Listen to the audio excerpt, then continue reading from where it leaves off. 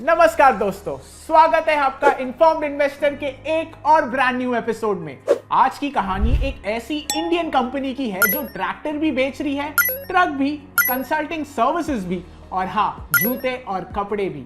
आप कहोगे ये कंपनी है या जनरल स्टोर? और ऑनेस्टली 1990s में आयशर ग्रुप की हालत कुछ ऐसी ही थी।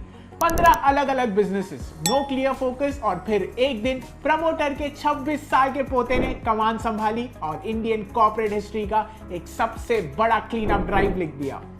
13 आउट ऑफ 15 बिजनेसेस बंद। तो क्या ये मैडनेस साबित हुआ या मास्टर स्ट्रोक? चलिए समझते हैं इस वीडियो में। कहानी शुरू होती है 1948 में। देश आजाद हो चुका था, फोकस पूरा एग्रीकल्चर आउटपुट बढ़ाने पर था। इस बैकड्रॉप में विक्रमलाल जी ने शुरू की गुड अर्थ कंपनी, जर्मन से ट्रैक्टर्स इंपोर्ट करा के इंडिया में बेचने के लिए।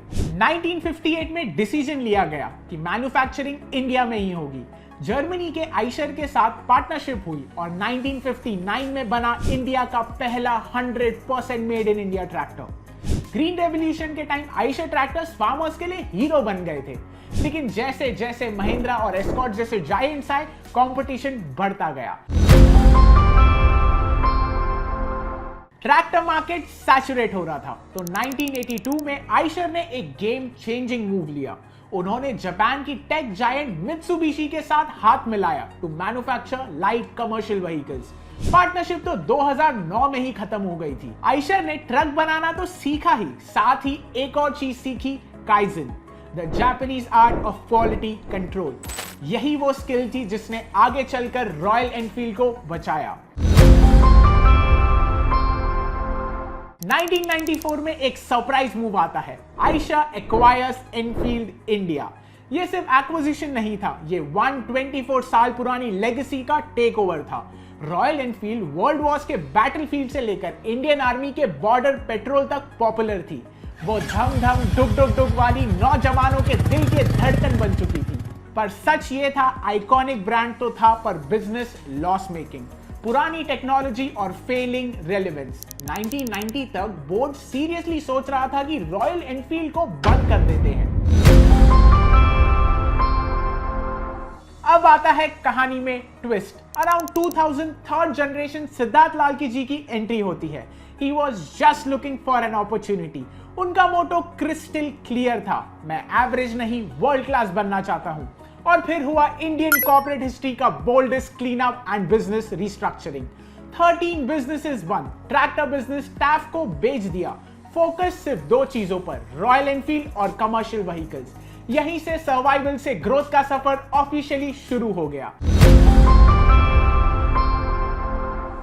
To strengthen their grip on the CV segment, company ने 2008 में वॉल्वो के साथ जेवी बनाया। आज आयशर लाइट से हेवी हर तरह की ट्रक्स बनाता है और आज लाइट एंड मीडियम ड्यूटी में 36% और बसेस में 21.4% का मार्केट शेयर गेन कर चुका है।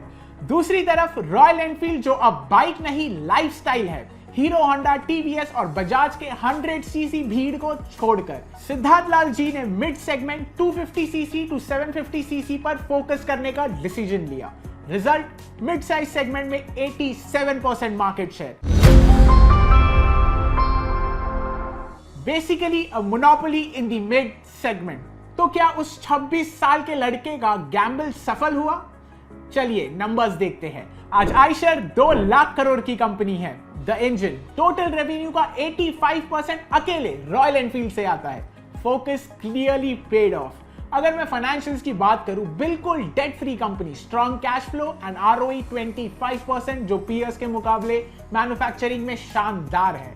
लेकिन वैल्यूएशंस में एक ट्विस्ट है। कंपनी का पी कभी 70 टाइम्स हुआ करता था, जो आज घटकर 38 टाइम्स पर आ गया है।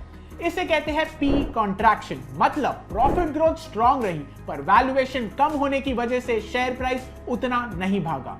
मार्केट शायद फ्यूचर में लोअर ग्रोथ एक्सपेक्ट कर रहा है। साथ ही बैलेंस शीट पर बढ़ते हुए कैश एक सवाल खड़ा करते हैं, क्या कंपनी को नए ग्रोथ एवेन्यूज नहीं मिल रहे? खैर, इन चैलेंजेस के बावजूद आयशर आज भी फंडामेंटली रॉक सॉलिड है। आयशर मोटर्स सिर्फ एक बिजनेस स्टोरी नहीं है, ये विजन, फोकस और एग्जीक्यूशन एक्सीलेंस की कहानी है। मिलते हैं नेक्स्ट एपिसोड में। Till then stay informed, stay invested. ऐसी ही इंटरेस्टिंग बिजनेस केस स्टडीज जानने के लिए डाउनलोड करो इन्फॉर्म्ड इन्वेस्टर ऐप, क्योंकि नॉलेज में एज है। This is Prithvi Agrawal signing off. Jai Hind. Investments in securities market are subject to market risks. Read all the related documents carefully before investing.